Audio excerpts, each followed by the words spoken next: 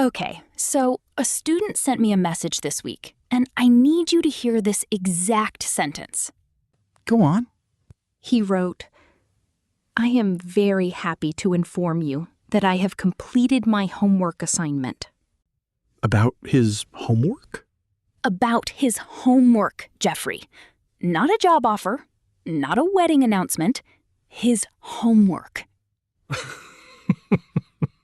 That's beautiful, actually, in a tragic way. Right? And I love this kid. His grammar is genuinely perfect. Every rule, nailed. But it reads like a legal document. Because somewhere, someone taught him that sounding proper means sounding like that. And nobody ever told him the truth. Which is? Native speakers don't talk like that. Ever. Not even in a job interview. So that's today.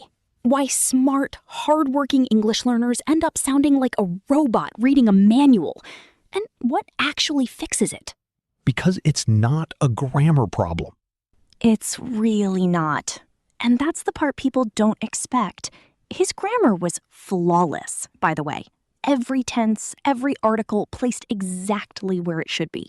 Which almost makes it worse, doesn't it? Because if it were a simple mistake, you could just correct it and move on. This is something else entirely. It's a whole different skill, and nobody really teaches it because it's hard to put in a textbook.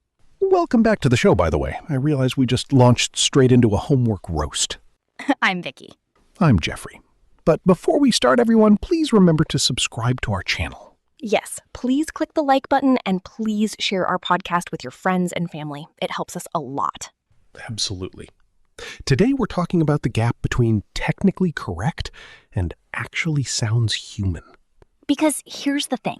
I've taught this exact pattern to probably 300 students over the years. Advanced students, C1 students, and they'll write a flawless paragraph and then open their mouth and sound like they're narrating a documentary about themselves. I am currently experiencing hunger.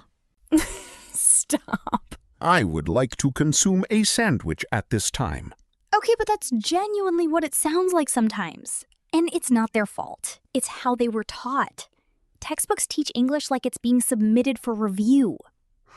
Right, and I'd actually push on that a little because I don't think it's just the textbooks.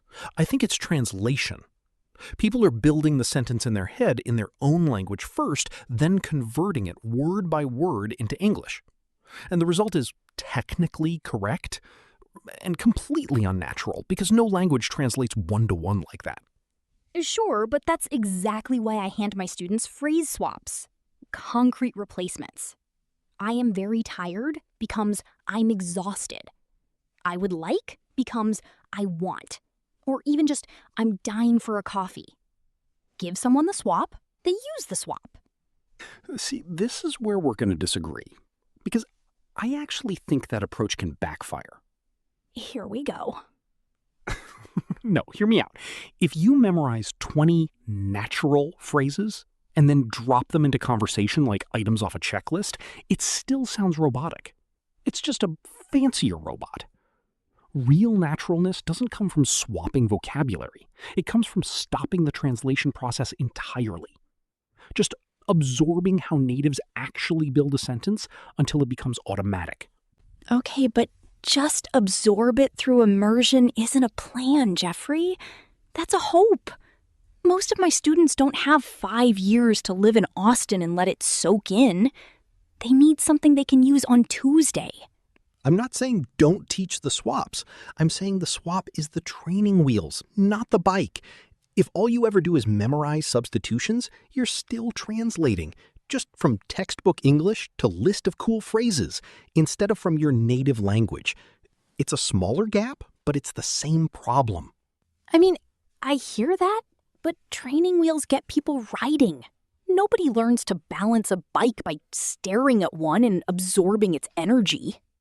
Fair point. But at some point, you do have to take the training wheels off, or you're the 30-year-old still wobbling around the car park with them on. Sure, but you're describing the end of the process like it's the beginning.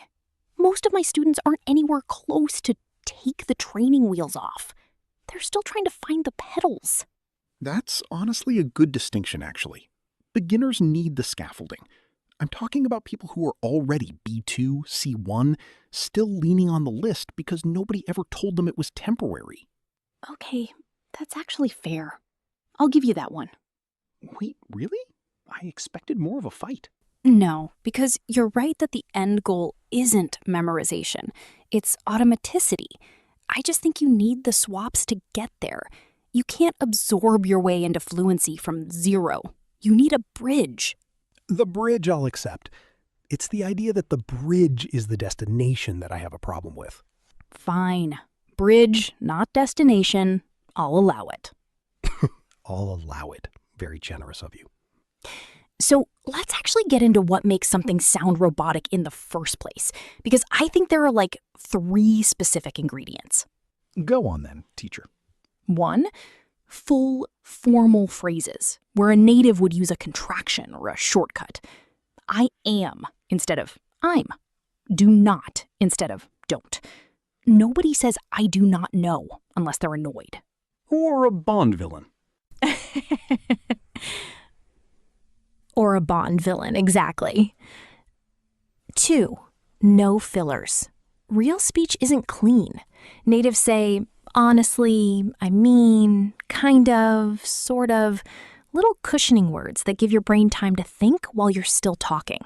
That one trips people up constantly because they think fillers make them sound less fluent. It's the opposite. Silence makes you sound like you're struggling. A well-placed, I mean, honestly, makes you sound like someone who talks for a living. Exactly. That's a great one to notice, actually. Honestly, as an opener. Students almost never use it, and natives use it constantly. Honestly, I didn't expect that. Honestly, I'm exhausted. It softens the sentence and buys you a second to think. And 3, for me, is rhythm.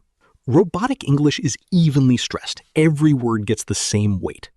Natural English swings.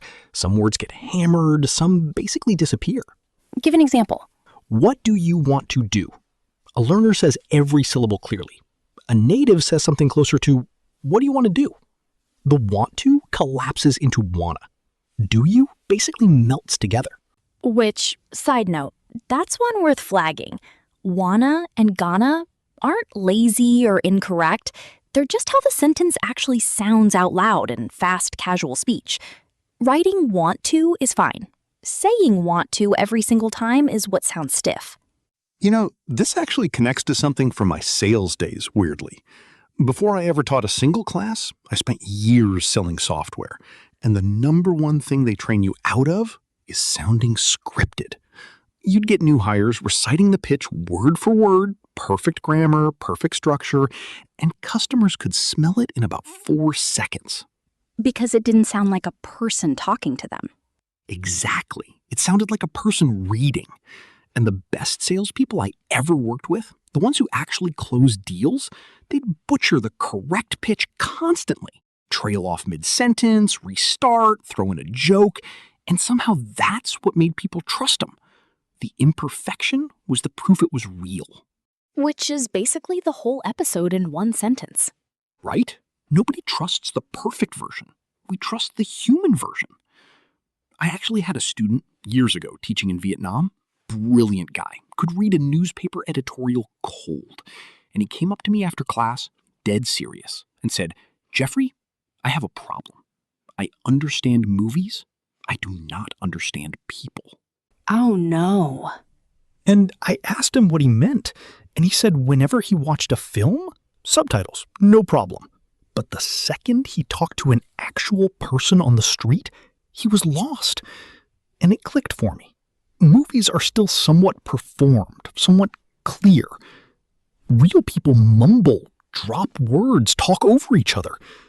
He'd learned correct English so thoroughly that real English sounded like a different language. That's such a good example of the gap, though, because I've had almost the mirror image of that story. I had a student, gorgeous writer, could write me an essay that would make you cry. And in conversation, she'd say things like, I am understanding your point, instead of just, I get it. Or, that is making sense to me instead of that makes sense.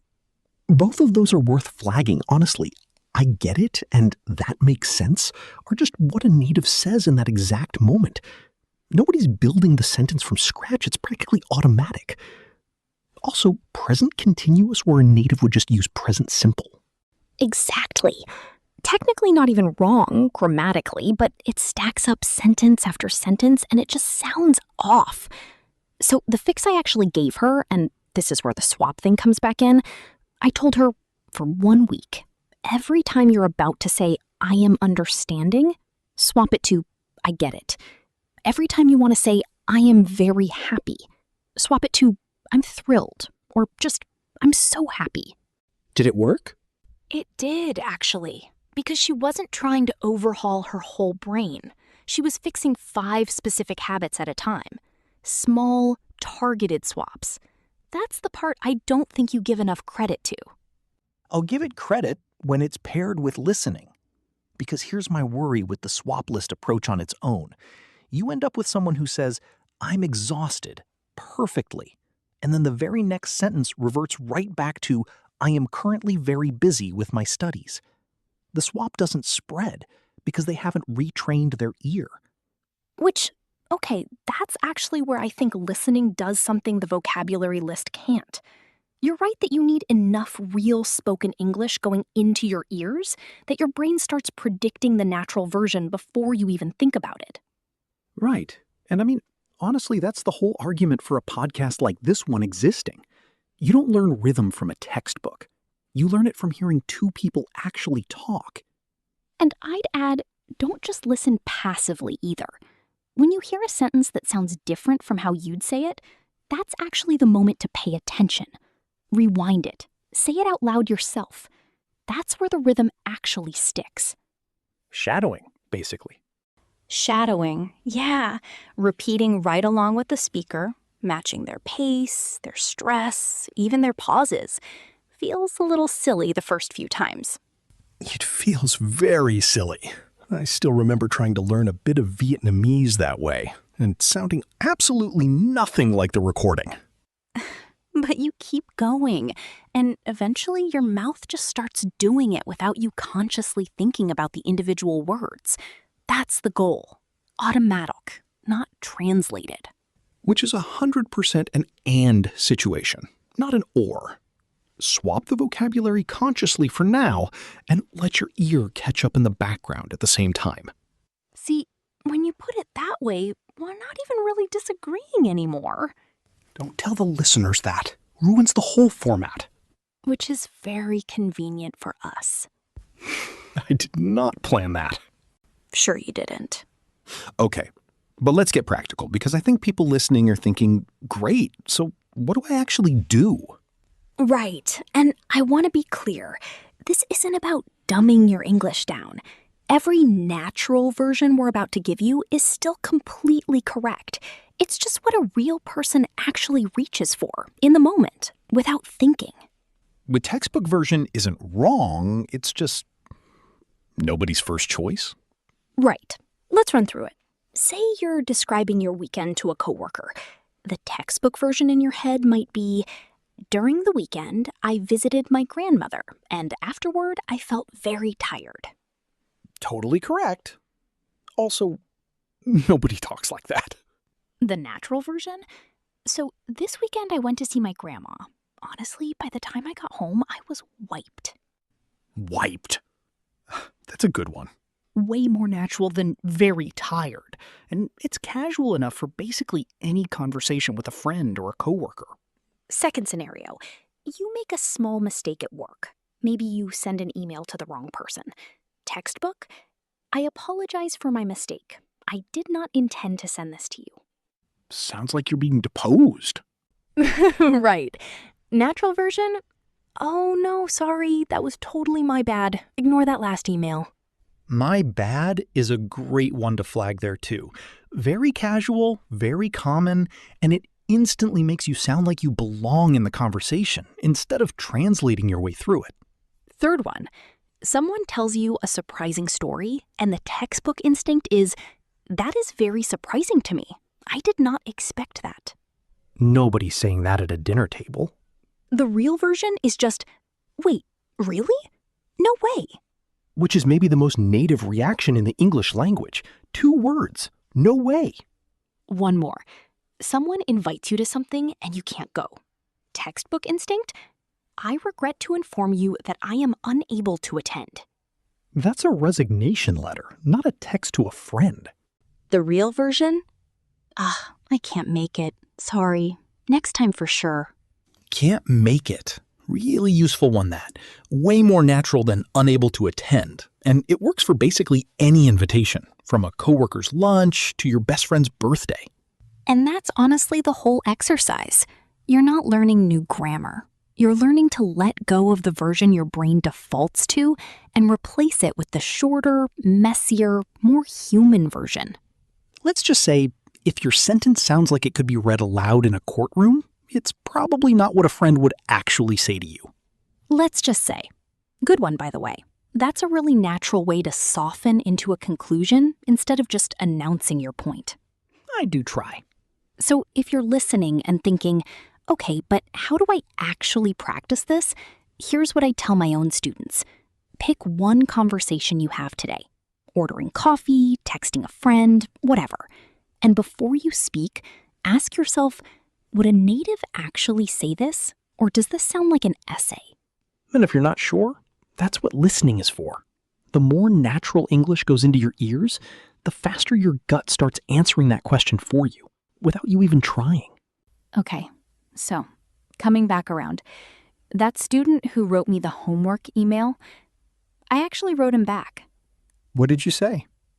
I said, nice work. You're all set. No need to resubmit anything. Very human. Very human. And I told him, next time, just text me, done. I promise I'll still know what you mean.